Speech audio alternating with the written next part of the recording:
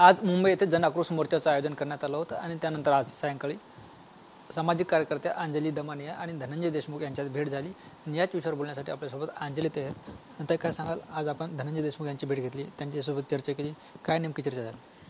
कसं आहे की आज जनाक्रोश मोर्चा होता आझाद मैदानात, तेव्हा मी सकाळी धनंजय देशमुख यांना विनंती केली की मी पण मुंबईतच राहते, तर तुम्ही जमत असेल तर घरी या. आणि ते घरी आले आणि आमची आता ह्या विषयावर पूर्ण डिटेल चर्चा देखील झाली. आणि मला असं कुठेतरी वाटतं आहे की जी आता दिरंगाई केली जाते आहे चौकशीत म्हणा आणि त्यांच्यावरच्या कारवाईत पण म्हणा, तर जसं आपण बघितलं आहे त्यांना आधी ICUत काय ठेवण्यात आलं, ज्या दिवशी न्यायालयीन कोठडी मिळाली त्या संध्याकाळी त्यांना ICUत म्हणजे आधी हॉस्पिटलमध्ये हलवण्यात आलं, त्यानंतर ICUत ठेवण्यात आलं. ICUतले पिक्चर्स जेव्हा आपण बघतो तर त्यांना कुठेही मॉनिटर कनेक्टेड नव्हता, काही कनेक्टेड नव्हतं. याचा अर्थ ते कंडिशन अगदी स्टेबल होती आणि कुठेतरी मेडिकल ग्राउंड्सच्या खाली बेल मिळावी यासाठी हा सगळा खटाटोप होतो असं दिसत होतं. आज त्यांचे जे सगळ्या टेस्ट होत्या त्याचे रिपोर्ट सार्वजनिक करा अशी मागणी देखील मी केली होती आणि ते आज आता रिपोर्ट्स मला जे कळले आहेत त्याच्यात असं आहे की ब्लड टेस्ट सगळ्या व्यवस्थित आहेत, नॉर्मल आहेत, काही प्रॉब्लेम नाही आहे. त्याच्यात CT स्कॅनमध्ये काही प्रॉब्लेम नाही आहे.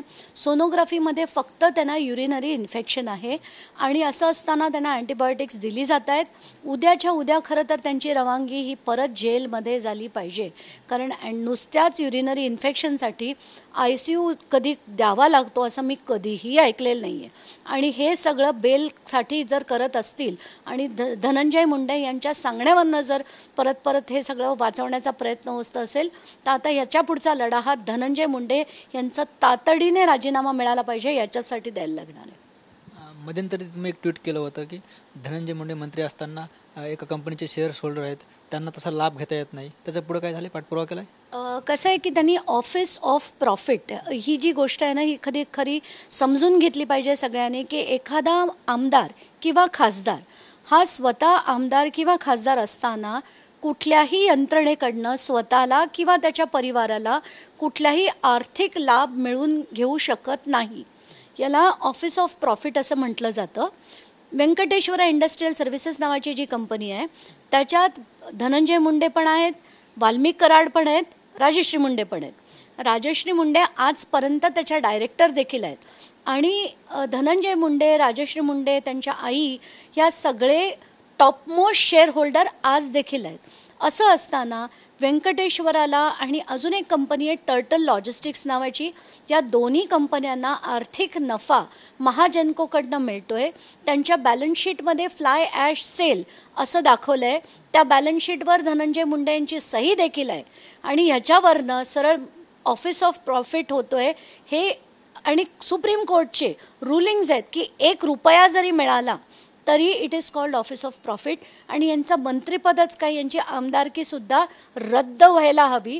म्हणून तशी मागणी मी 2 ठिकाणी केली. एक तर ADG संजय सक्सेना आहेत, त्यांच्याकडे सगळे मी पेपर्स दिले आहेत आणि DG रश्मी शुक्ला यांच्याकडे दिले आहेत. त्या व्यतिरिक्त म्हणजे पोलीस यंत्रणेकडे पण दिले आहेत की याच्यावर EOW यांची कारवाई झाली पाहिजे, अँटी करप्शनची झाली पाहिजे. आणि मी CJना जे पत्र लिहिलं आहे त्याच्यात डिटेल्स सगळेच्या सगळे दिले आहेत की हे आमदार कधी झाले, कधी LOP होते, कधी मंत्रिपद मिळालं आणि त्यानंतर आता जे आपण बघतोय की त्यांना मंत्रिपद असताना त्यांना महाजनकोकडनं आर्थिक जो नफा मिळतोय त्यांचं सरळ आमदारकीसुद्धा रद्द होईल. मी कोर्टाच्या डायरेक्शन्सचीच वाट बघते. तुम्हाला असं वाटतं की CID तपास करते, SIT तपास करते, केवळ धनंजय मुंडे यांना मंत्रिपद असल्यामुळं तपास यंत्रणेवर परिणाम होतोय? आपल्याला ते पदोपदी दिसलंच आहे की SITमध्ये जेव्हा सुरुवातीला अगदी SIT स्थापन झाली, सगळ्यांना कौतुक वाटलं, बघितलं तर सगळे बीडचेच होते पोलीस. मग जेव्हा परत आवाज उचलला तेव्हा 4 जणांना काढण्यात आलं. परत जेव्हा मी मुख्यमंत्र्यांना भेटले मी म्हटलं the entire SIT should be disbanded, तेव्हा जाऊन ती SIT परत चेंज झाली. नाहीतर ते अधिकारी त्यांनी हवेत तसे ठेवलेले होते. त्यानंतर आपण पुढची चौकशी बघतोय. CIDने आधी मागणी काय केली की अमुक त्यांची संपत्ती जप्त व्हायला पाहिजे. संपत्ती जप्त करायचं काम EDला करू दे, EOWला करू दे, ACBला करू दे. तुम्ही तुमचं काम करा ना.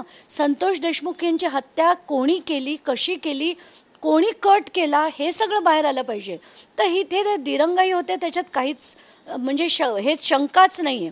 नंतर आपण जेव्हा पूर्ण फ्लो बघितला आधी व्हिडिओ आले, व्हिडिओ नंतर दुसऱ्याच दिवशी सकाळी खरं तर म्हणायला पाहिजे होतं की या व्हिडिओची चौकशी डिटेलमध्ये झाली पाहिजे, पण डिटेलमध्ये चौकशी न करता दुसऱ्याच दिवशी आमची चौकशी संपली, यांना न्यायालयीन कोठडी दिली तरी चालेल.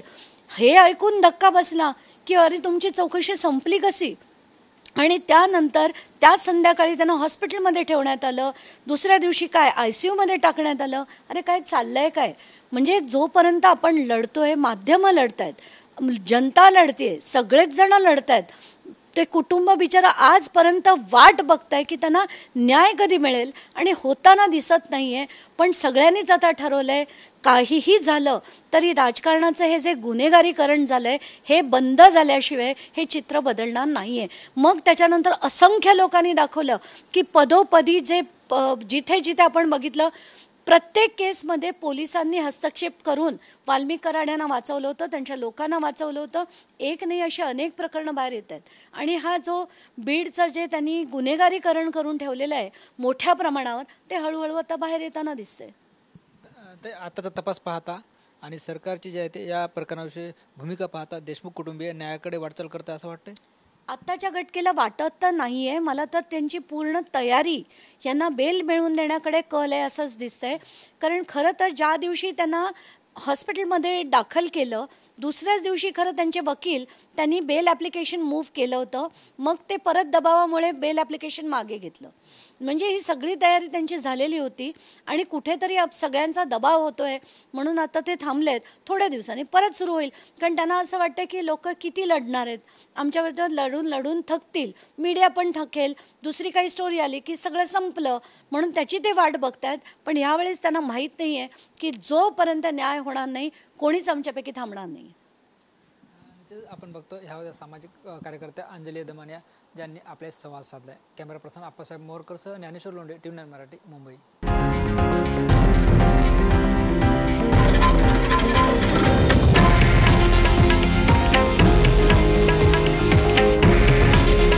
हे आहे देशातील नंबर 1 न्यूज नेटवर्क आणि आपण पाहत आहात TV9 मराठी. काळजी तुमची, हित महाराष्ट्राचं.